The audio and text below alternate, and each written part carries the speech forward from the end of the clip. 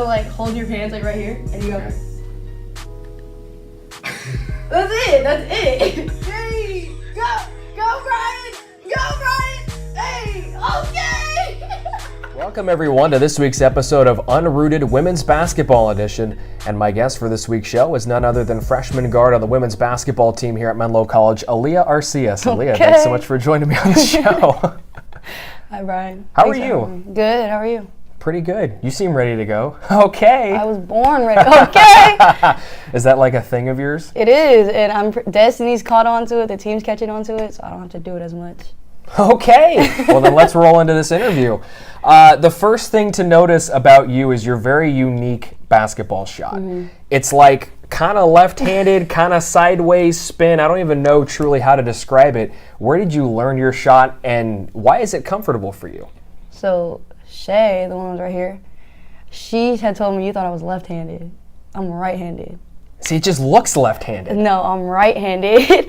But I don't know where I learned it. I just started shooting the ball when I was small with my cousins in the back, and I just kept it. All my coaches have tried to change it, and one coach changed it, but then the ball started going everywhere but the hoop. So I just went back to my old ways, and Shannon tells me, like, if it goes in, like, we're not touching it.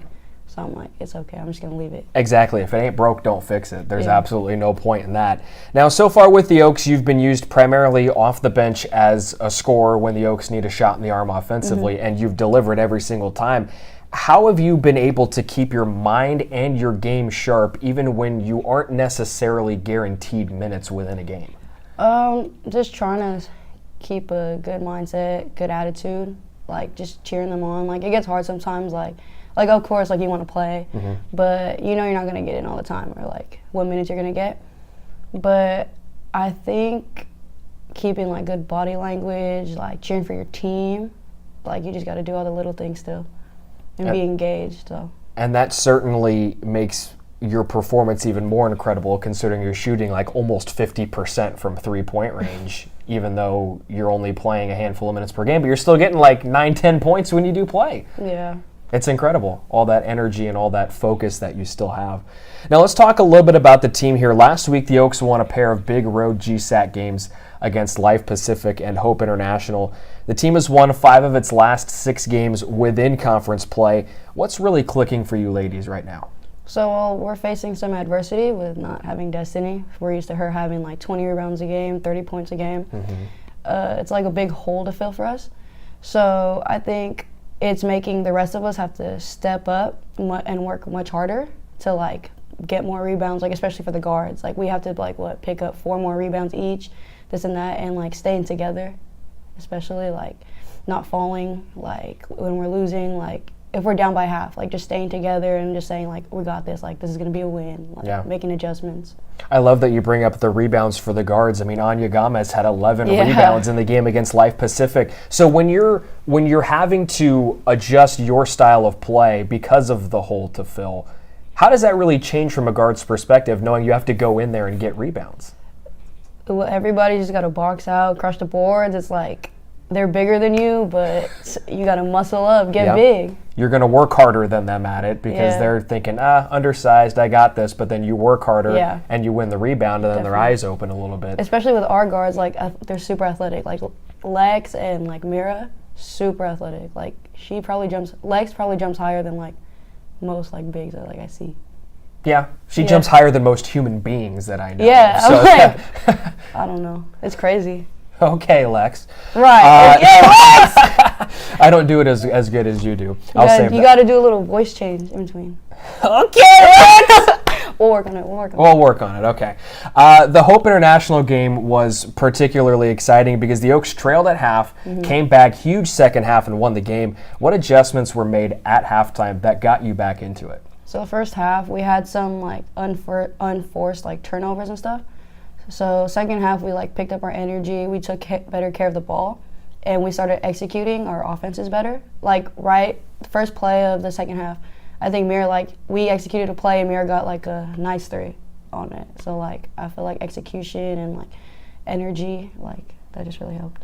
And when talking about trying to fill a big hole, Aliyah Brantley is obviously a very important part of that. And she had a huge week. She put up nearly 40 points across the 2 games. When she gets as hot as she was this past week, how does that open things up for the rest of you shooters? Well, I think when she gets as hot as she does, like, she attracts more defense. So, like, the defense starts to, like, focus a lot more on her when she has the ball, which opens up the rest of us. So, like, easy kickouts when, like, they collapse on her, which means, like, either you have an open shot or you can, like, show a shot and get to the basket or make an extra pass.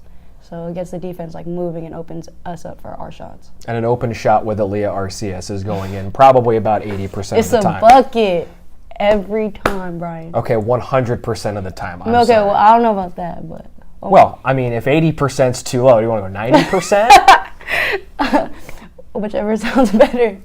Well, 100% sounds the best. Okay, 100%. She's getting buckets 100% of the time, ladies and gentlemen.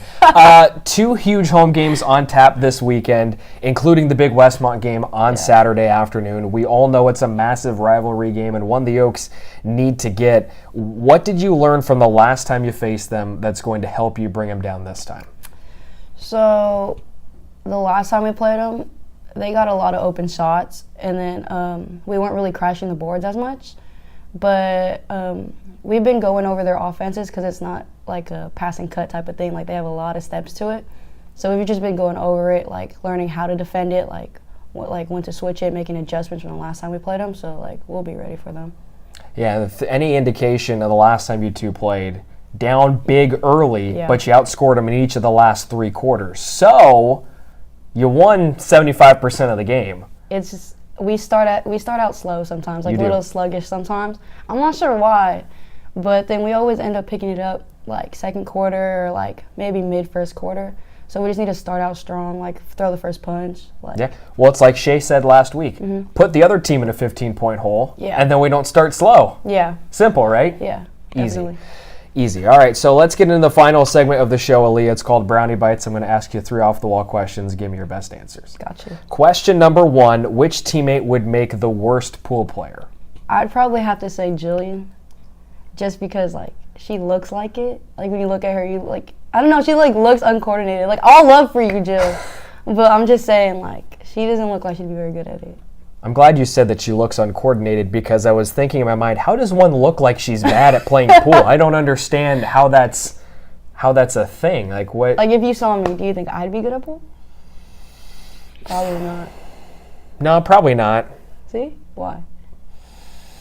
Well, I feel like most pool players that I see are slightly taller. Come on. You aren't that tall, so I mean, guess so. I don't know. Do you know how to play pool? Are you good at playing pool? I'm not terrible. Like, I could hit it. So you're not the worst. I'm not the worst. Okay, I didn't say you'd be the worst. I think Jill would be the worst. Jillian would be the worst. Definitely. Do we have any pool tables on campus anymore? Yeah, we do. We have 2. Union? Yeah. In the union? Okay, make it happen.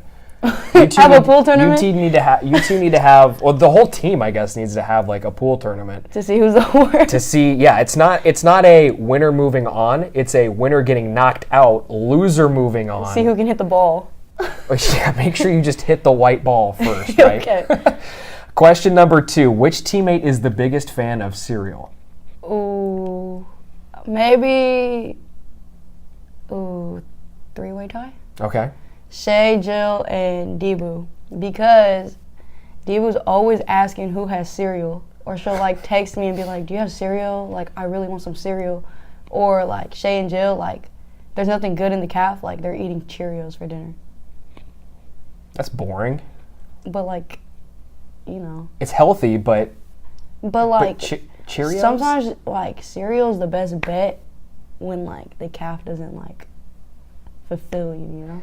Oh, believe me, I know about that. But that's where I just go for a sandwich. See, I'll make myself a sandwich if the calf is not fulfilling. If the cereal, the biggest problem for me when I was a student was if the morning cereal selection was bad. Then I was screwed for the whole day. Okay. Because I don't eat eggs and omelets and stuff for breakfast. Yeah. I go cereal. Okay. So if the cereal sucked in the morning, then that's it. You're in trouble for the rest of the day. Cereal's so smack. You can eat it any time of the day. See, I don't agree with that. Why? Because to me, well, this is all subjective, of course, but I think it's a breakfast food. Okay. I don't think there's any other time of day in which you can eat. I think it's a breakfast-only thing. I know some people have snacks. I know some people have it at dinner, but that's not me. You never crave cereal? Like Fruity No. Pebbles? You never crave Fruity Pebbles? No, because I don't eat cereal dry. I got to have it with milk. No, yeah, with milk. So you're just going to pull like out a late bowl at of Fruity night? Pebbles at like 10 o'clock at night. You're just going to... Yes. Or like midnight, if I'm hungry, a bowl of cereal. Fruity Pebbles.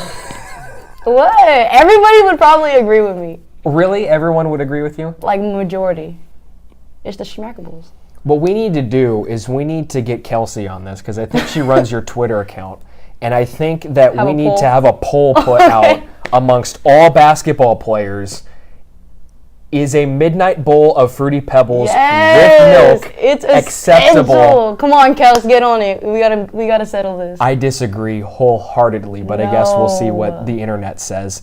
And then question number 3, who would you want to take on a road trip to Alaska? That's hard because I wouldn't go to Alaska. It's too cold.